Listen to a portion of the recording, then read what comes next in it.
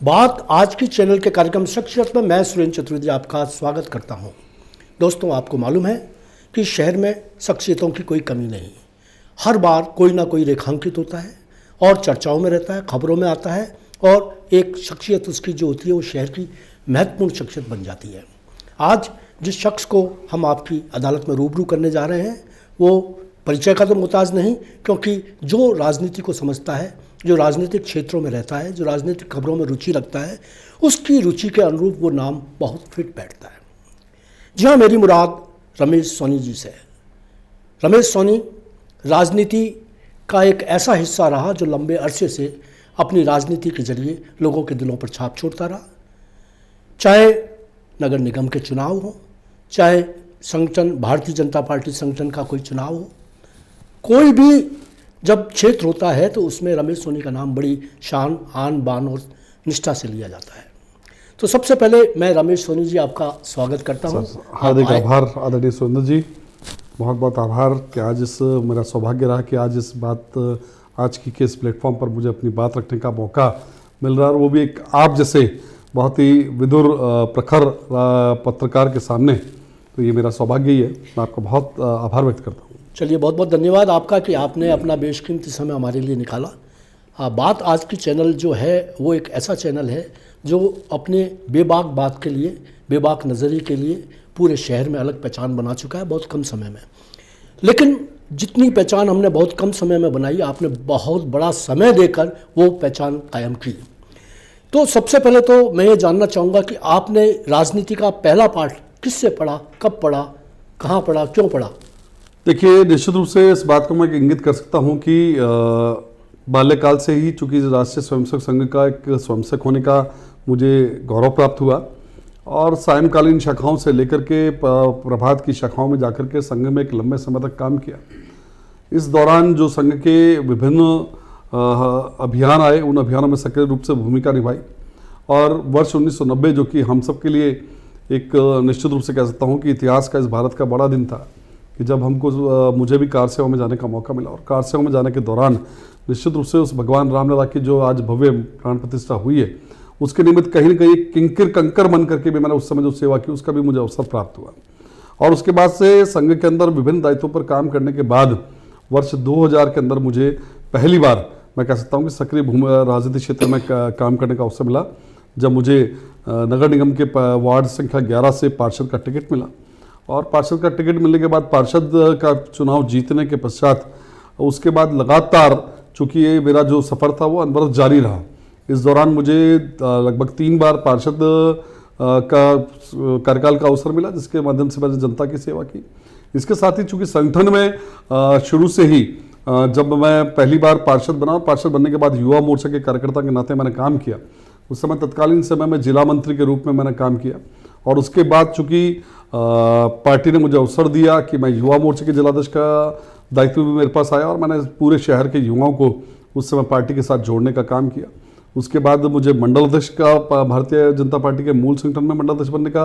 अवसर मिला, और पृथ्वीराज मंडल के मंडल अध्यक्ष के रूप में भी मैंने काम किया। और वर्ष 2012 से अनवरत 2023 मार्च जब मुझे जिलाध्यक्ष बनाया गया, उस समय तक मैंने लगभग 4 जिलाध्यक्षों के साथ मुझे जिला महामंत्री रहने का अवसर मिला। उसमें माननीय शिवशंकर जी हेड़ा, माननीय अरविंद जी यादव, माननीय डॉक्टर प्रियशील जी हाड़ा, डॉक्टर रासा सिंह जी रावत, इन सब के साथ कहीं ना कहीं एक लंबे समय तक काम करने का अवसर प्राप्त हुआ। और उसका मुझे बहुत फ़ायदा मिला कि ऐसे वरिष्ठ नेताओं के साथ काम करने का, जिनके मार्गदर्शन में मैंने बहुत कुछ सीखा, और निश्चित रूप से किस प्रकार से संगठन को सुदृढ़ किया जा सकता है, संगठन को किस प्रकार से एक सूत्र में बांधे जाने की जो निपुणता है, उनके कार्यकाल में, ऐसे वरिष्ठ नेतृत्व के कार्यकाल के अंदर मुझे सीखने को मिली। और इस नाते मैं कहूँगा, और ये भी मेरा सौभाग्य रहा कि मैं चूँकि अजमेर उत्तर विधानसभा क्षेत्र का निवासी हूँ, और अजमेर उत्तर विधानसभा क्षेत्र के हमारे माननीय विधायक जो सन 2003 के अंदर आदरणीय वासुदेव जी देनानी यहाँ पर आए, और उनके चुनाव जीतने के पश्चात से लगातार उनके सानिध्य में मुझे काम करने का अवसर प्राप्त किया। और एक ऐसे राजनेता जो कि मैं कह सकता हूँ कि किसी भी राजनीतिक क्षेत्र में काम करने वाले व्यक्ति के लिए वो एक चलती फिरती लाइब्रेरी है। बहुत कुछ उनसे सीखने को मिलता है, उनके आदर्श, उनके सिद्धांत, और उनका किस प्रकार से संगठन के प्रति समर्पण भाव, ये सब मुझे सीखने का बड़ा अवसर नज़दीकी से मिला। इसके साथ ही जो मुझे पार्टी के वरिष्ठ नेता यहाँ पर रहे, उसमें हमारी विधायक अनिता जी बघेल भी रही हैं, आदरणीय सांसद भागीरथी चौधरी भी रहे हैं और भी वरिष्ठ नेता जिनको मैं कह सकता हूँ कि यहाँ पर रेखांकित कर सकता हूँ, उन सब के साथ उनके मार्गदर्शन में काम करने का अवसर प्राप्त हुआ। इसलिए मुझे निश्चित रूप से पार्टी ने, जब मैं लगातार इस सक्रिय भूमिका में रहा, तो मुझे ये अवसर प्रदान किया कि मैं इस पार्टी के जिलाध्यक्ष पद का दायित्व का निर्वहन कर सकूं। और मार्च 2023 के बाद से अभी जब दोबारा मेरी जिलाध्यक्ष की घोषणा 25 जनवरी 2025 को हुई, उससे पूरे 2 साल का जो मेरा कार्यकाल रहा, इस कार्यकाल के अंदर मैं कह सकता हूं कि पार्टी के, भारतीय जनता पार्टी के प्रत्येक छोटे से छोटा, चूंकि हमारी पार्टी का विस्तार अब पन्ना प्रमुख तक है, पन्ना प्रमुख से लेकर बूथ अध्यक्ष और बूथ अध्यक्ष से लेकर के हमारे जिला स्तर के और वरिष्ठ नेतृत्वगण, इन सबका सहयोग जिस प्रकार से मिला और एक टीम भावना के रूप में काम करने का जो निश्चित रूप से मुझे अवसर प्राप्त हुआ, उनका सबका स्नेह, सबका स्नेहाशीष वरिष्ठ लोगों का प्राप्त हुआ। और इस नाते मैं उस 2 साल के अंदर, चूंकि उस 2 साल के अंदर मेरा पूरा लगभग 1.25 साल ऐसा निकला जो जब हम हमारी पार्टी विपक्ष में थी, और विपक्ष की भूमिका जिस प्रकार से प्रदर्शन, आंदोलन ये सब रहे, कहीं ना कहीं एक बहुत बड़ा सहयोग मिला, जिसके कारण मुझे अपने नेतृत्व क्षमता को विकसित करने के अंदर कहीं ना कहीं सहयोग प्राप्त हुआ। रमेश जी, बहुत बहुत धन्यवाद, आपने बहुत लंबा जवाब दिया और मेरे कम से कम 3 सवाल आपने पहले ही खा लिए। जो मैं आपसे पूछना चाहता था वो 3 सवाल आपने पहले ही बता दिया कि आप क्या आते हैं। अब मेरा एक सवाल है आपसे, सवाल ये है कि आप संगठन और सत्ता, यानी एक तरफ पार्षद एक तरफ संगठन, तो आप किस में अपने आप को ज़्यादा फिट मानते हैं, संगठन में या सत्ता में? देखिए, मैं ये कह सकता हूँ कि जब पहली बार राजनीति में मुझे प्रवेश करने का मौका प्राप्त मिला, अवसर प्राप्त हुआ, तो मैं एक पार्षद के रूप में निर्वाचित हुआ और कहीं ना कहीं मैंने पूरा अपने उस दायित्व को निभाने में भी कोई कसर नहीं छोड़ी जी। उसके बाद भी जब मैं दोबारा 2015 के अंदर जब मैं दोबारा पार्षद चुना गया वार्ड संख्या 14 से, तो निश्चित रूप से उस समय भी जनता का जिस प्रकार से मुझे प्यार मिला, स्नेह मिला, तो निश्चित रूप से उस समय भी संगठन का दायित्व मेरे पास जिला महामंत्री का था, लेकिन पार्षद का दायित्व मैंने भली भांति निभाया। तो मुझे इन दोनों दायित्वों पर काम करते हुए बड़ी आनंद महसूस हुआ कि प्रत्यक्ष रूप से जब आप जनता के बीच में जाकर के, चूंकि पार्षद एक छोटा जनपदी होता है, उसकी अपनी सीमाएं होती है, उसका अपना क्षमता होती है, सामर्थ्य होती है, लेकिन उसके अंदर भी वो जनता के प्रति समर्पित भाव से काम करे, तो मैं कह सकता हूं कि जनता के प्रत्येक जो दुविधा है, प्रत्येक समस्या, उसका निराकरण करवा सकता है। और कहीं ना कहीं पार्षद के नाते मैं कह सकता हूं कि भविष्य की राजनीति और राजनेता के विकसित होने का एक जो प्रारंभिक स्टेप जिसे मैं मानता हूं, वो पार्षद की कड़ी है, जहां से आप आपकी जनता की समस्याओं को निगम के पटल पर रख सकते हैं, निगम के सदन के पटल पर रख सकते हैं, और उसको काम को करते हुए निश्चित रूप से अपने आप को, व्यक्तित्व को किस प्रकार से निखारा जा सकता है। तो पार्षद के रहते भी मुझे बड़ा आनंद आया। और संगठन तो चूंकि शुरू से जिस प्रकार से मैंने आपको बताया कि एक ऐसे अनुशासित संगठन में काम करने का अवसर प्राप्त हुआ, ऐसे राष्ट्रवादी संगठन में काम करने का अवसर प्राप्त हुआ कि जहां पर केवल मात्र संगठन ही एकमात्र आधार होता है कि किसी भी पूरे समाज को या पूरे एक समूह को एक सूत्र में बांधने का, तो वो अवसर भी प्राप्त हुआ। और लगातार जब मुझे पार्टी ने दायित्व दिया, पार्टी ने अवसर दिया, तो उस काम को करने में मुझे ज़्यादा खुशी महसूस हुई कि मैं सबको साथ लेकर के चल कर के और संगठन का विस्तार करने के अंदर कहीं ना कहीं सक्षम हो पाया। तो चलिए आपसे यही पूछ लिया जाए अब कि पार्षद के रूप में आपकी जो भूमिका रही, उसमें उपलब्धियां क्या क्या रहीं? आप जिस क्षेत्र के पार्षद बने, उस क्षेत्र में आपने क्या क्या काम किया? देखिए, वर्ष 2000 से 2005 मैं कह सकता हूँ कि जिस क्षेत्र से मैं था, वो क्षेत्र था लौंगिया, और लौंगिया आज भी नगर एरिया की हमारी कच्ची बस्ती, नोटिफाइड कच्ची बस्ती है। और चूंकि उस समय का स्वरूप में यदि लौंगिया की बात करूं, तो हमको ध्यान में आता कि जब मैं वोट मांगने गया था, तो वहां पर चूंकि पहाड़ी पर पूरा क्षेत्र बना हुआ था और पूरा कच्चा था, कहीं किसी प्रकार का डेवलपमेंट नहीं था, किसी प्रकार की कोई सड़कें, नालियां, पानी की सुविधाएं नहीं थी। तो निश्चित रूप से वहां पर जब मैंने काम किया, तो वहां पर भी काम करने का मुझे अवसर प्राप्त हुआ। और वहां पर किस प्रकार से अपने एक सीमित बजट में, इस सीमित बजट के अंदर भी हम किस प्रकार से उस क्षेत्र का विस्तार कर सकते हैं, उस क्षेत्र का विकास कर सकते हैं, ये जानने का अवसर मिला। उसके बाद जब मैं 2015 के अंदर दोबारा निर्वाचित हुआ, तब शहर के परकोटा क्षेत्र के एक वार्ड से निर्वाचित हुआ। वहां पर भी जिस प्रकार की समस्या है, वहां की परकोटा क्षेत्र की अपनी भौगोलिक स्थिति के आधार पर अलग समस्या है। वहां पर ट्रैफिक को लेकर के समस्या है, वहां पर जो मैं कह सकता हूं कि जो सामान्य सीवरेज की समस्या है, वहां पर पार्किंग को लेकर के समस्या है। उन सब समस्याओं से किस प्रकार से निराकरण करके और हम उस क्षेत्र को अच्छा कर सकते हैं, डेवलप कर सकते हैं, वो भी मुझे जानने का अवसर मिला। और वर्ष 2021 के अंदर जब वार्ड संख्या 71, जो कि आना सागर के सराउंडेड एक पूरा वार्ड है, 10 किलोमीटर का वार्ड है। उस वार्ड से जब निर्वाचित होने का मौका मिला तो इस क्षेत्र की अपनी परिस्थितियां थी, उन परिस्थितियों को चुनौती के रूप में मैंने लिया और प्रयास किया कि मैक्सिमम मैं इस क्षेत्र के काम करा सकूं, जनता की सेवा कर सकूं।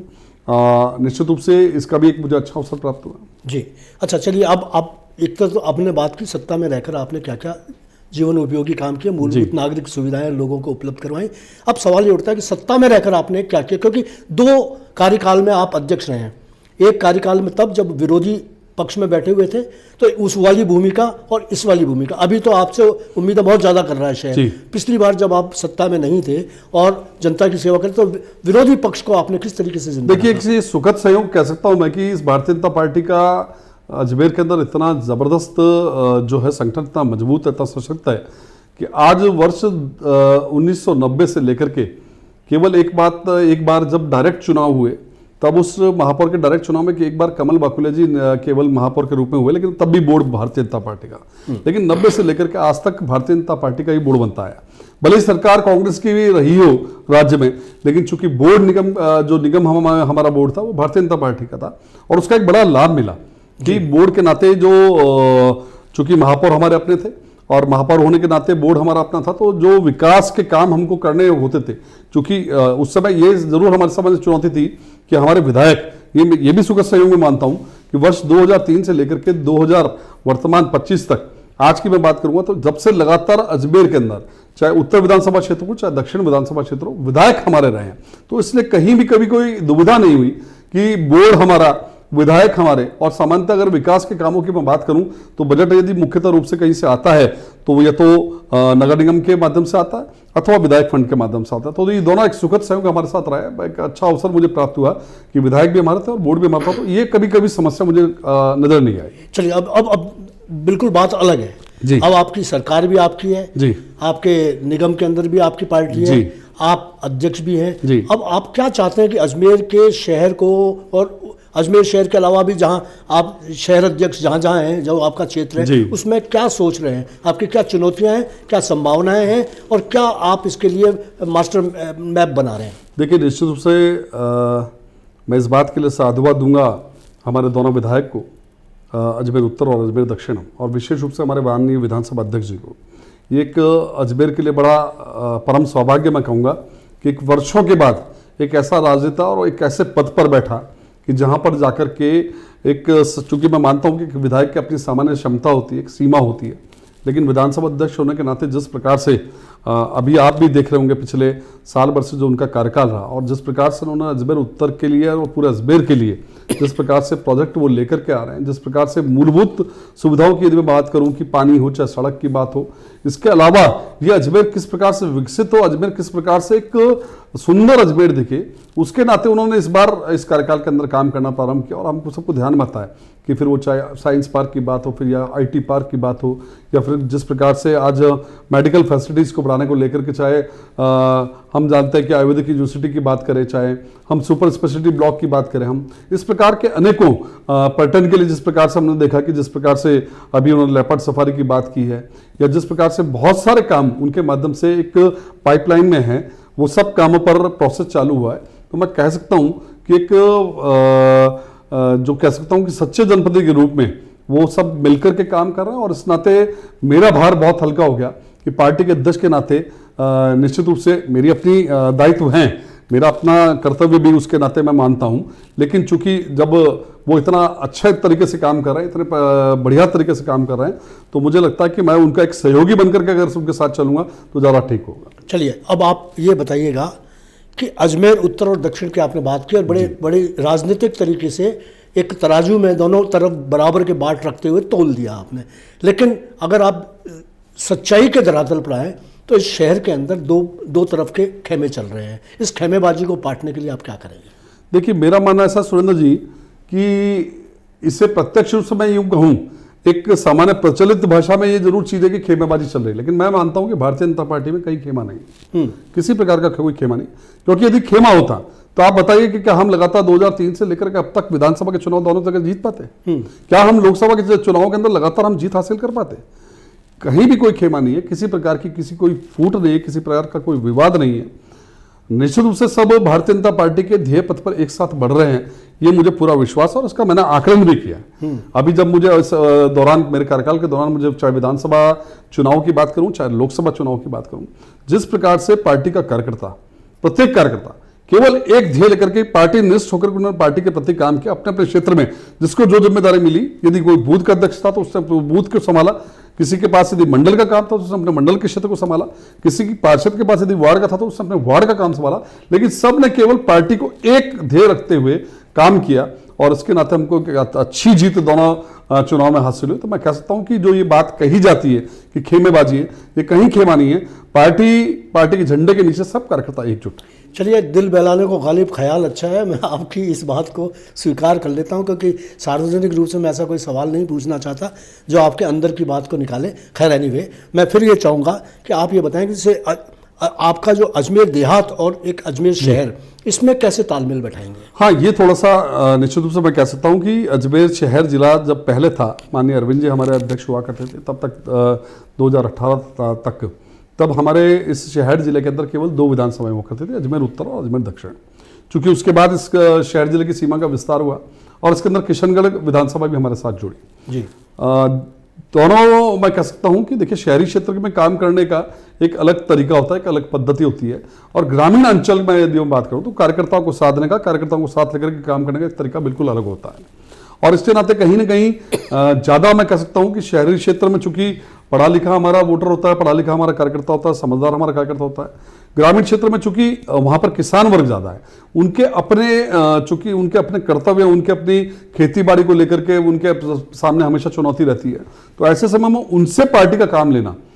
थोड़ा सा दुर्भर जरूर होता है, लेकिन मैं फिर भी इस बात के लिए, चूंकि किशनगढ़ के चाहे अराई हो, बुराड़ा हो, सुरसरा हो, सिलोरा हो, ये 4 जो ग्रामीण अंचल के मंडल हैं, इन मंडलों में जिस प्रकार से हमारा संगठन का निर्णय हुआ है और वहाँ पर नीचे जिस प्रकार से कार्यकर्ता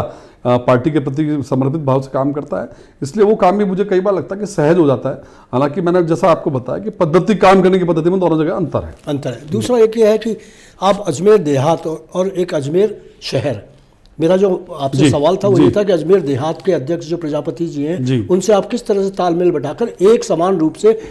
संगठन को आगे बढ़ाने की कोशिश करेंगे? हाँ, देखिए, निश्चित रूप से जब हम लोकसभा क्षेत्र की बात करेंगे तो लोकसभा क्षेत्र के अंतर्गत हमारा चाहे शहर जिला हो चाहे देहात जिला हो, दोनों एक इकाई है। और सांगठनिक रूप से यदि मैं बात करूंगा तो दोनों इकाइयां अलग अलग है। और चूंकि पहले पूर्व में देवी शंकर जी भूतड़ा देहात के अध्यक्ष रहे, तो उनके साथ भी जिस प्रकार से जब कभी हमको लोकसभा चुनाव के स्तर पर या कभी पार्टी के निर्देश पर जिले अनुसार कोई एक कार्यक्रम के लिए एक साथ काम करना पड़ता था, तो आपसी सामंजस्य हमारा इतना बढ़िया था। और चूंकि मैंने बताया, जैसा मैंने बताया कि भारतीय जनता पार्टी को आप कश्मीर से कन्याकुमारी तक ले जाएं, पार्टी का कार्यकर्ता केवल पार्टी की रीति नीति और पार्टी की निष्ठा के आधार पर काम करता है। इसलिए कहीं भी कोई वो दिक्कत नहीं आती काम करने में। फिर चाहे ये देहात और शहर तो बहुत छोटी चीज है, छोटी इकाइयां हैं। चलिए, अब मेरा आखिरी सवाल आपसे ये है कि हर आदमी के जीवन के अंदर अभिलाषाएं होती हैं, महत्वाकांक्षाएं होती हैं, सपने होते हैं, और वो बचपन से ख्वाब देखता है बुनता बुनता। जैसे आप पहले पार्षद का देखा, फिर कभी आपने हो सकता है मेयर का देखा हो, फिर कभी देखा हो आपने कि आप विधायक बनेंगे। तो आपका सपना क्या रहा और क्या आपका उद्देश्य रहा? देखिए, मैं चूंकि भी स्कूलों के वार्षिकोत्सव में भी जा रहा हूँ और बच्चों को एक बात जरूर अपने उस भाषण में कहता हूँ कि अपने व्यक्ति को जीवन में लक्ष्य जरूर तय करना चाहिए। जी, आपने बात की इच्छा की, मैं कहता हूँ इच्छा कभी नहीं करनी चाहिए, क्योंकि इच्छा वो बुलेट होती है जिसमें गन पाउडर नहीं होता। लेकिन लक्ष्य उसके ठीक विपरीत होता है कि जब हम लक्ष्य लेकर के चलते हैं तो लक्ष्य जब आपका कोई तय हो जाता है और उस पर आप आगे बढ़ते हैं तो पूरी सृष्टि आपका साथ देती है। तो निश्चित रूप से मेरा लक्ष्य मैंने तय किया कि राजनीतिक क्षेत्र में सांगठनिक रूप से इस पार्टी की सेवा करने का अवसर मिला तो बेहतरीन से बेहतरीन अपना प्रदर्शन कर सकूं। और देखिए, चूंकि राजनीतिक क्षेत्र में बाकी सब, मैं कहता हूं भारतीय जनता पार्टी एक ऐसी पार्टी है जो केवल इसी कारण से बाकी अन्य राजनीतिक दलों से प्राथमिकता रखती है कि यहाँ पर कार्यकर्ता की कार्य की क्षमता और उसके सामर्थ्य का आकलन करके उसको समय पर बिल्कुल निश्चित रूप से और उसको दायित्व दिया जाता है। तो मैं ये मान के चलता हूँ कि मैं जिस ध्येय पथ पर चल रहा हूँ पार्टी के, उस पर निश्चित रूप से आगे बढ़ते हुए इसी प्रकार से अगर मैं काम करता रहूँगा तो पार्टी एक दिन मेरे काम का आकलन करेगी और यथायोग्य कहीं ना कहीं कोई दायित्व मुझे निश्चित रूप से प्राप्त होगा। बहुत बहुत शुक्रिया, आपने बहुत अच्छा हुआ। मैं तो ईश्वर से कामना करूंगा कि आप राजनीति में न केवल संगठन बल्कि सत्ता के हिस्से भी बने और इस शहर के विकास के लिए, ज़िले के विकास के लिए आप मील का पत्थर बने। लंबी दूरी तय करें, हालांकि लंबी दूरी तय करने में वक्त लगता है, लेकिन समय है आपके पास। अभी आप युवा हैं, अभी आपके पास बहुत लंबा समय है राजनीति के लिए, और आप जिस निष्ठा और लगन के साथ में राजनीति कर रहे हैं, निश्चित रूप से आने वाला भविष्य आपका इंतजार कर रहा है। आपने बेशकीमती समय दिया, उसके लिए तो आभार और आपको शुभकामनाएं, और आपको एक बड़े भाई होने की तरह से आशीर्वाद कि आप जिस पद पर आए हैं तो जनता की उम्मीदों पर खरे उतरे। धन्यवाद, बहुत धन्यवाद। दोस्तों, आपको ये कार्यक्रम पसंद आया होगा। आपने सुना रमेश सोनी जी जो भाजपा के नए शहर अध्यक्ष बने हैं, उन्होंने किस बखूबी तरीके से एक ज्ञानवान व्यक्ति की तरह से मेरे सवालों के जवाब दिए, और उन सवालों के भी जवाब दिए जो मैंने पूछे ही नहीं थे। उन्होंने बड़ी तरीके से सारी चीज़ों को बताया। ये निश्चित रूप से एक अच्छे राजनेता के गुण होते हैं। आपको ये कार्यक्रम पसंद आया होगा। धन्यवाद।